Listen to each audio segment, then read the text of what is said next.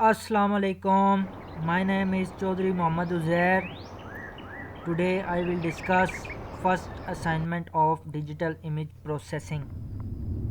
One हमारे पास है जो कि लीनियर ट्रांसफॉर्मेशन के बारे में है। लीनियर ट्रांसफॉर्मेशन में हमारे पास दो टाइप्स आ जाती हैं, एक इंटेंसिटी ट्रांसफॉर्मेशन और एक पीस वाइज ट्रांसफॉर्मेशन।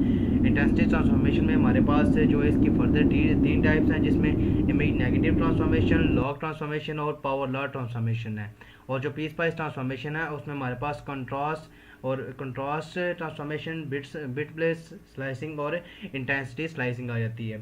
तो सबसे पहले हम इंटेंसिटी स्लाइसिंग की जो हमारे पास इंटेंसिटी ट्रांसफॉर्मेशन है उसकी फर्स्ट टाइप को एक्सप्लेन करेंगे, जिसमें हमारे पास इमेज नेगेटिव ट्रांसफॉर्मेशन है। इमेज नेगेटिव ट्रांसफॉर्मेशन में बेसिकली हमारे पास फार्मूला होता है S is equal to L minus one minus R. इसमें जो आर है हमारे पास वो हमारे पास पिक्सल की वैल्यू है, और एल जो है लेंथ ऑफ इमेज की दी हुई है, जो कि इमेज की लेंथ है।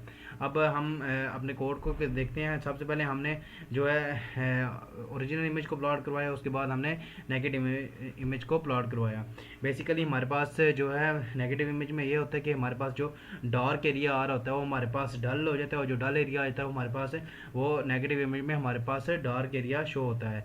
जैसा कि हमने अपने कोड में दो जो हैं हमारे इनपुट और मेन के जो एक हमारे पास इमेज थी, हमने उसको ओरिजिनल इमेज लिखा और उसके बाद उसकी नेगेटिव इमेज ली, तो हमारे पास यूँ उस तरह ही हम रन करते हैं इस अपने कोड को। तो ये हमारे पास जो है ओरिजिनल इमेज है, और जब इसे हमने नेगेटिव इमेज लिया तो हमारे पास डार्क एरिया था, जो वो डल हो गया, जो डल एरिया था वो हमारे पास डार्क हो गया।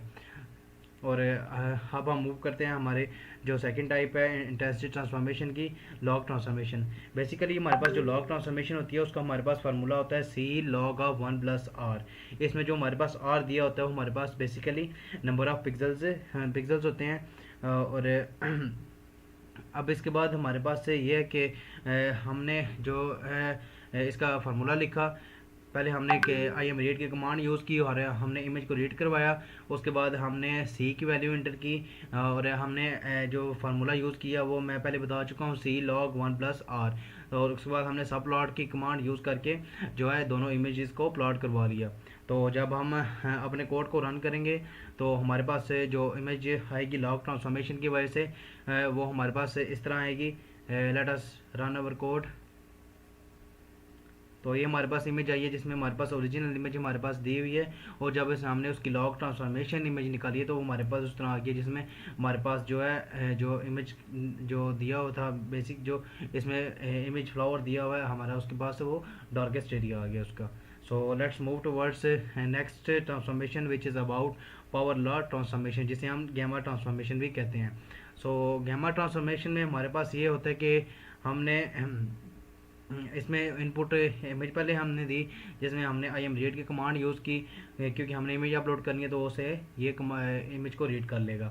उसके बाद हमने गैमा की वैल्यू पुट करवाई। उसके बाद हमने आउटपुट इमेज को हमने इंटर करवाया।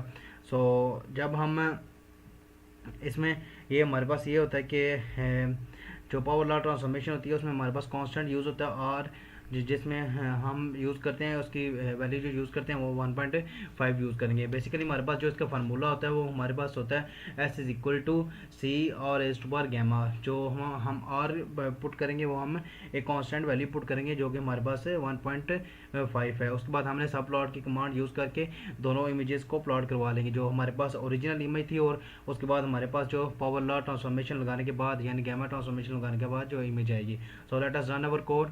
सो जब हम अपने कोड को रन करेंगे तो हमारे पास जो ओरिजिनल इमेज है वो हमारे पास आ रही है, और जो हमारे पास पावर ट्रांसफॉर्मेशन इमेज है वो हमारे पास से ये आ रही है। So let's move towards next transformation which is about piece spice transformation. Piece Piece transformation basically we enhance the brightness of the image using the transformation. सो सबसे पहले हमारे पास जो टाइप है वो हमारे पास कंट्रास्ट ट्रांसफॉर्मेशन है, जिसमें हमारे पास डायनामिक रेंज होती है जिसको हमने एक्सटेंड करना होता है। सो इसमें हमारे पास जो है R1 R2 और R3 की वैल्यू पुट करनी होती है। उसके बाद हमने तीन एंगल्स जो हैं अल्फ़ा बीटा और गैमा, उनको जो है उनकी वैल्यूज़ जो है पुट करनी होती हैं। सो तो इसके बाद हम अल्फ़ा बीटा और गैमा की वैल्यूज़ पुट करेंगे, जो हमारे पास इसमें एंगल दिया हुआ है, और उसमें आगे एंगल की रेंज जिसे जो कि रेंज उसकी होगी R1 से लेके R2 तक। थीटा के लिए हम जो है इसमें टैन अल्फ़ा, टैन बीटा और टैन गैमा को यूज़ करेंगे। तो इसके बाद जो हमने जो कोड लिखे उसमें हमने बताया कि जो हमारे पास इमेज दी हुई है, इमेज फर्स्ट, उसके बाद जो सेकंड इमेज दी हुई है, और उसके बाद जो थर्ड इमेज दी है। फॉर एग्जाम्पल मतलब कि इसमें जो 10 अल्फ़ा, 10 बीटा और 10 गामा यूज़ करेंगे। और उसके बाद हमारे पास लाइन कॉन्ट्रैक्शन है, उसके बाद रेंज डिफ़ाइन करवाई है उसमें हमने उसमें, उसके बाद लाइन ग्रेडियंट वगैरह को डिफ़ाइन करवाया हुआ है। तो जब हम अपने कोड को रन करेंगे तो हमारे पास जो आउटपुट आएगी वो ग्राफ आएगी, जिसमें जो बिहेवियर होगा वो हर पॉइंट पे चेंज हो रहा होगा। R1 R2 R3 हमने इसलिए यूज़ किए हैं कि आउटपुट पे हमारे पास जो है वो उसकी वैल्यूज़ पूछेगा, जो हमने वैल्यू आउटपुट पे पुट करनी है। तो जब आप अपने आउटपुट पे जो है R1 R2 की वैल्यू पुट करते हैं तो हमारे पास ये आता है। सो आउटपुट में हमारे पास R1 की वैल्यूज़ पुट की है। फॉर एग्जांपल हम R1 की वैल्यू 25 पुट करते हैं। उसके बाद हम R2 की वैल्यू फॉर एग्जांपल 35 पुट करते हैं, और R3 की वैल्यू हम पुट करते हैं उसके बाद हम अल्फ़ा की वैल्यू पुट करते हैं, फॉर एग्जांपल 20 पुट कर लेते हैं। उसके बाद बीटा की वैल्यूज़ पुट करते हैं जो 70 पुट कर लेते हैं, और फॉर एग्जांपल हम 20 वैल्यू पुट करते हैं गामा की।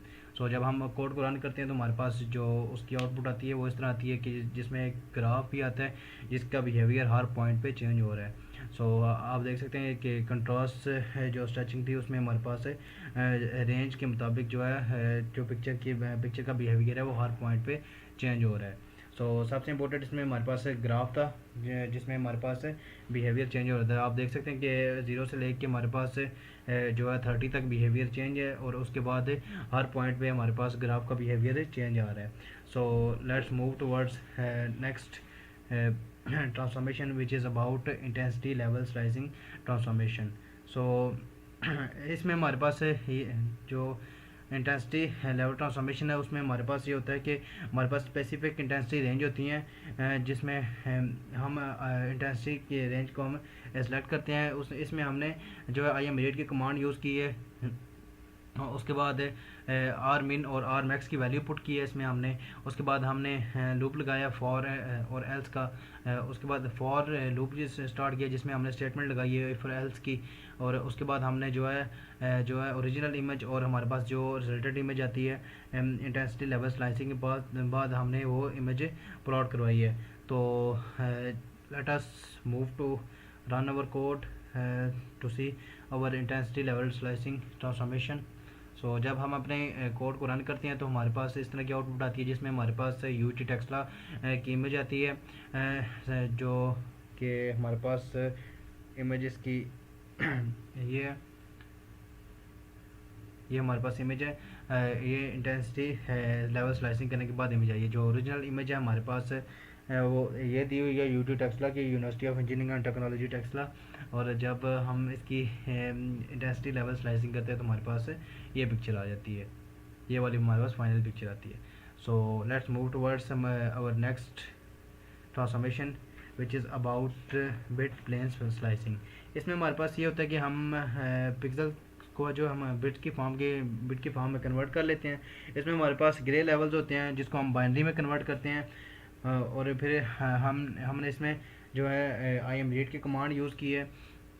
इसमें हमने इस कमांड में हमने C1 C2 C3 C4 C5 इस तरह हमने C8 तक जो है इनको फ्लोर्स को यूज़ किया है। उसके बाद हमने कंबाइन इमेज की है from equivalent to original grey scale image. जो हमारे पास ग्रे स्केल इमेज दिया हुआ था उसको हमने बिट की फॉर्म में कन्वर्ट किया, तो हमने उसके बाद उसको जो है बिट्स में कन्वर्ट करके बिट प्लेन स्लाइसिंग लगा के हमने उसकी ट्रांसफॉर्मेशन की है। सो जब हम अपने इसको जो हमारा कोड है हम इसको रन करते हैं तो हमारे पास आउटपुट इस तरह आती है। सो